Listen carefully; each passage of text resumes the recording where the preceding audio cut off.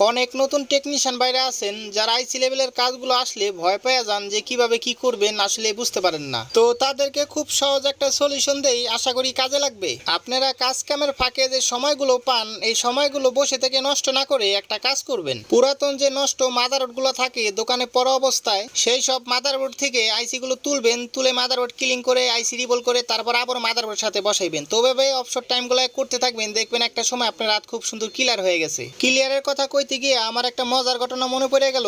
আমি যখন mobile servicing এর শুরুতে কাজ করি, প্রায় 6-7 বছর আগের ঘটনা। আমার ওস্তাদ নষ্ট একটা স্যামসং টাচ মোবাইল দিয়েছিল ফিটিং করার জন্য। তো আমি খুব সুন্দরভাবে ফিটিং করলাম। ফিটিং করার পর দেখি এক কোনা ফিটিং হইতেছে না কোনোভাবেই, অনেক যাতায়াতি করতেছি দেখি ফিটিং হইতেছে না। পরে আমি মনে মনে চিন্তা করলাম যে এটা হাতের যাতাই মনে হয় ফিটিং হইবে না। তো যেই কারণে আমি বিসমিল্লাহ বললা দাদা দিলাম যে ভাই কামড় দেওয়ার সাথে সাথে দেখি টাচ ভেঙে গেছে গা। তো যেহেতু এটা নষ্ট মোবাইল ছিল সেই কারণে জরিমানা দেওয়া লাগে নাই, কিন্তু এখান থেকে আমি একটা শিক্ষা নিলাম যে না, হাতের কাম দাঁতে দিয়া কাম হবো না, হাতের কাম হাতেই করতে হবে কিন্তু ঠান্ডা মাথায়। তো এই জন্যই বলা, যেহেতু এই সেকশনে কাজ করবেন তো অবসর সময়গুলো বৈশা না থাইকা পুরাতন নষ্ট মাদারবোর্ড থেকে আইসি গুলো তুলে তারপর রিভল করে এইভাবে কাজগুলো করতে থাকেন, দেখবেন একটা সময় আপনার আইসি লেভেলের কাজগুলো খুব সহজেই করতে পারতেছেন।